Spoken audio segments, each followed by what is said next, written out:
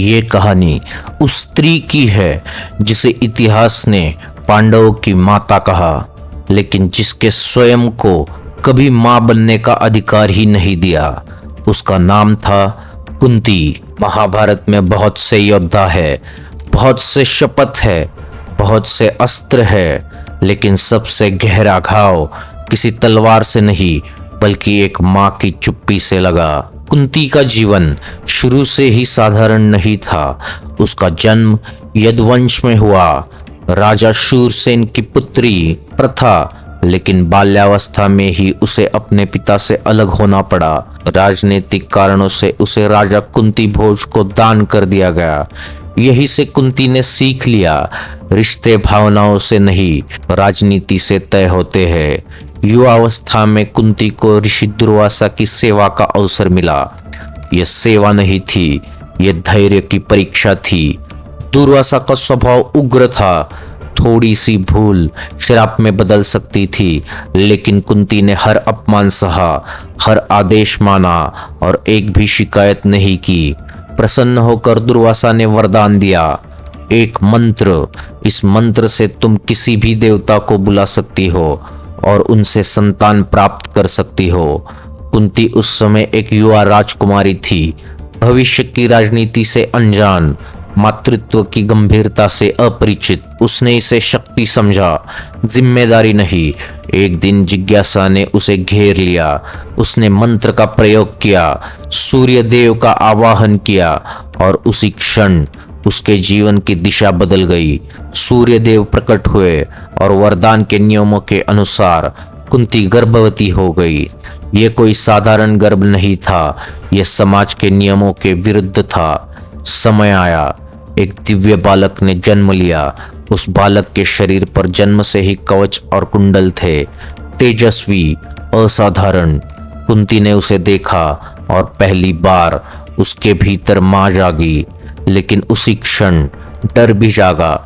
लोक लाज का डर, राजवंश का डर, राजनीतिक बदनामी का डर। उस युग में अविवाहित मां होना चरित्रहीन कहलाता था। कुंती ने निर्णय लिया।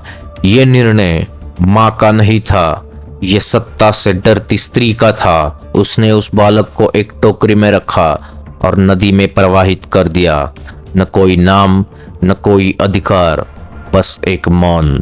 यही मौन महाभारत का पहला अध्याय था। वो बालक था कर्ण। कुंती जीवित रही, पर उस दिन उसके भीतर की मां मर गई। समय बीता, कुंती का विवाह हुआ हस्तिनापुर के राजा पांडु से। यह विवाह भी प्रेम नहीं था, यह राजनीति थी। लेकिन पांडु पर श्राप था, वे संतान उत्पन्न नहीं कर सकते थे। राज्य को उत्तराधिकारी चाहिए था, वंश को भविष्य। अब कुंती के पास एक ही साधन था, दुर्वासा का वरदान। लेकिन अब यह जिज्ञासा नहीं थी, ये रणनीति थी।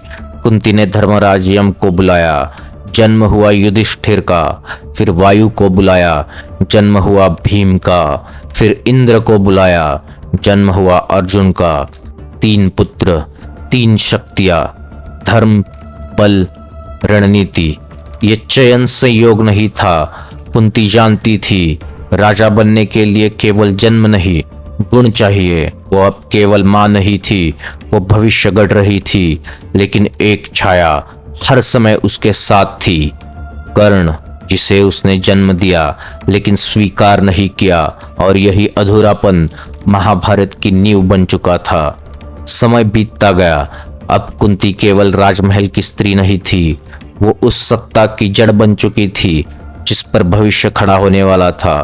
पांडु का अंत हुआ और उसके साथ कुंती के जीवन से संरक्षण भी चला गया। अब वो विधवा थी, लेकिन कमजोर नहीं। वो जानती थी, हस्तिनापुर में कमजोरी का अर्थ मृत्यु होता है। 5 पुत्र, 5 भविष्य और चारों ओर राजनीति की आंच। कुंती ने स्वयं को रोने की अनुमति नहीं दी, क्योंकि आंसू सिंहासन नहीं बचाते। वो अपने पुत्रों को धर्म सिखाती थी, संयम सिखाती थी, लेकिन सबसे ज्यादा सिखाती थी कब चुप रहना है। यही शिक्षा उसे स्वयं सबसे अच्छी तरह आती थी। जब पांडव हस्तिनापुर लौटे, दरबार में उत्तराधिकार की आग धीरे धीरे जलने लगी। धृतराष्ट्र का पुत्र दुर्योधन और कुंती के पुत्र पांडव, दो पक्ष दो भविष्य, और बीच में एक स्त्री जो सब समझती थी लेकिन कम बोलती थी। अब आता है द्रौपदी स्वयंवर। ये केवल विवाह नहीं था, ये शक्ति का चयन था। अर्जुन ने लक्ष्य भेदा। द्रौपदी पांडवों के साथ आई। जब वे कुंती के कक्ष में पहुंचे तो कुंती ने बिना देखे कहा, जो लाए हो सब में बांट दो। एक वाक्य, लेकिन परिणाम पूरे युग का। क्या यह भूल थी या वर्षों की राजनीति?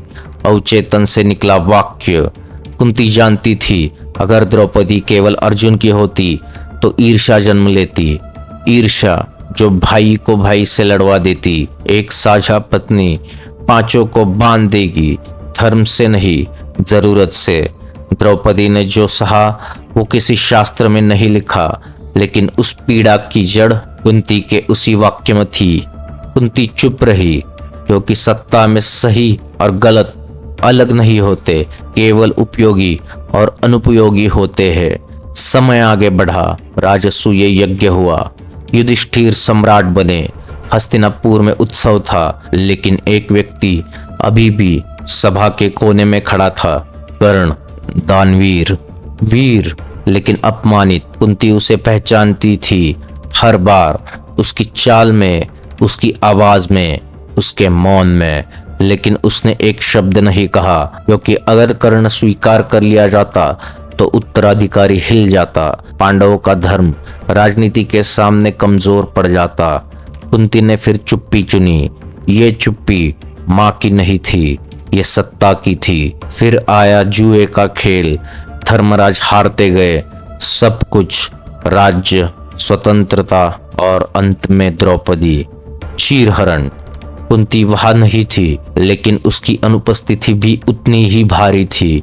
अगर वह बोलती तो शायद इतिहास की दिशा बदल जाती, लेकिन वो जानती थी ये अपमान अंत नहीं है, ये आग है, और आग राजनीति में कभी कभी जरूरी होती है। पांडव वनवास गए। कुंती पीछे रह गई।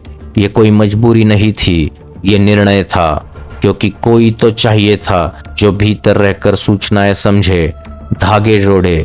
कुंती ने एक मां की तरह अपने पुत्रों को रोका नहीं, क्योंकि वो जानती थी ये संघर्ष अभी अधूरा है। और फिर समय आया सबसे कठिन निर्णय का। युद्ध से ठीक पहले कुंती कर्ण के पास आई, पहली बार मां बनकर। उसने सच बताया, तुम मेरे पुत्र हो। सच जो वर्षों से उसके भीतर सांस ले रहा था। लेकिन कर्ण ने पूछा, मां अब क्यों आई? ये प्रश्न कुंती के जीवन का सबसे बड़ा दंड था। कुंती के पास कोई उत्तर नहीं था, क्योंकि सच ये था, वो पहले आई होती तो इतिहास बदल जाता, लेकिन तब सत्ता अस्थिर हो जाती। कुंती रोई, लेकिन राजनीति आंसुओं से नहीं बदलती। कर्ण ने वचन दिया, मैं अर्जुन के सिवा किसी पांडव को नहीं मारूंगा। ये दया नहीं थी, ये मां के लिए अंतिम सम्मान था।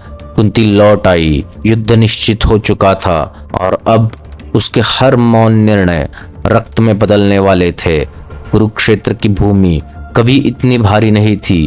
धरती ने इतने रथ, इतने अस्त्र, इतने शव पहले कभी नहीं देखे थे। ये युद्ध राजाओं का नहीं था, ये युद्ध निर्णयों का था, और उन निर्णयों में सबसे मौन नाम कुंती। जब युद्ध आरंभ हुआ, कुंती हस्तिनापुर में थी, राजमहल में, मौन में। उसने अपने 5 पुत्रों को युद्ध भूमि में भेजा था और छठे को दूसरी ओर खड़ा रहने दिया था। ये दृश्य किसी ग्रंथ में नहीं लिखा, लेकिन हर मां के हृदय में कभी न कभी घटित होता है। कर्ण, जिसे उसने जन्म दिया, जिसे उसने त्याग दिया, और जिसे उसने सबसे अंत में स्वीकार किया। कुंती जानती थी कर्ण नहीं बचेगा, क्योंकि राजनीति में जो देर से चुना जाता है वो अक्सर बलि बनता है। युद्ध के दिन बीतते गए। भीष्म गिरे, द्रोण गिरे, अभिमन्यु मारा गया। हर मृत्यु कुंती के भीतर एक नया घाव खोलती थी, लेकिन वह रोई नहीं, क्योंकि उसने रोने का अधिकार बहुत पहले नदी में बहा दिया था। और फिर वो दिन आया जिस दिन कर्ण और अर्जुन आमने सामने थे। दोनों धनुर्धर, दोनों श्रेष्ठ, दोनों एक ही रक्त से।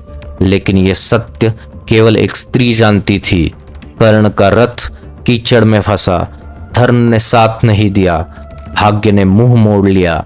अर्जुन का बाण चला और कर्ण गिर पड़ा।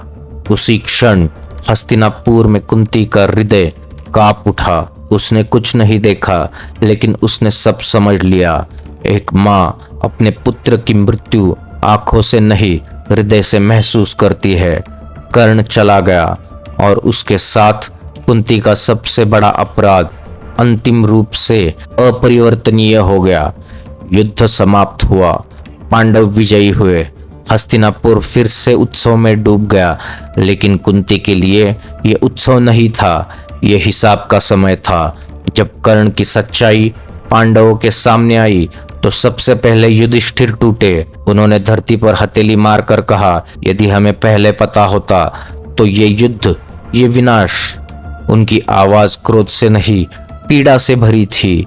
भीम मौन हो गए, अर्जुन की आंखें धनुष से ज्यादा भारी हो गई और कुंती वो चुप रही, क्योंकि अब कहने को कुछ बचा नहीं था। सत्य अगर समय पर न बोला जाए तो वो समाधान नहीं, केवल पछतावा बनता है। कुंती ने अपने जीवन में बहुत कुछ सहा था।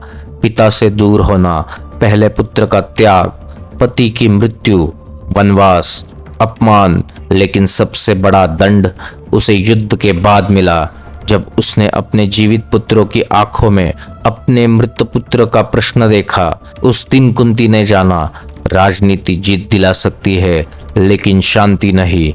वो माँ थी, पर उसने माँ होने का साहस समय पर नहीं दिखाया। और वो रणनीतिकार थी, पर उसकी रणनीति की कीमत एक पुत्र की जान थी। महाभारत के अंत में जब गांधारी ने कृष्ण को श्राप दिया, कुंती वहां खड़ी थी। दो माताएं, एक ने अपने पुत्रों को जन्म दिया और अंधी हो गई, दूसरी ने देखते हुए भी अंधापन चुना। कुंती ने अपने जीवन के अंत में वन का मार्ग चुना, सत्ता से दूर, शब्दों से दूर, इतिहास से दूर, क्योंकि वो जानती थी इतिहास उसके निर्णयों को माफ नहीं करेगा। कुंती की कहानी इसलिए महत्वपूर्ण नहीं है कि वो पांडवों की माँ थी, बल्कि इसीलिए कि वो हमें सिखाती है कि हर चुप्पी संयम नहीं होती। कुछ चुप्पियां युद्ध को जन्म देती है। महाभारत तलवारों से नहीं लड़ा गया, वो माताओं के निर्णयों से लड़ा गया। और कुंती उस युद्ध की सबसे मौन, सबसे शक्तिशाली और सबसे दुखी पात्र थी।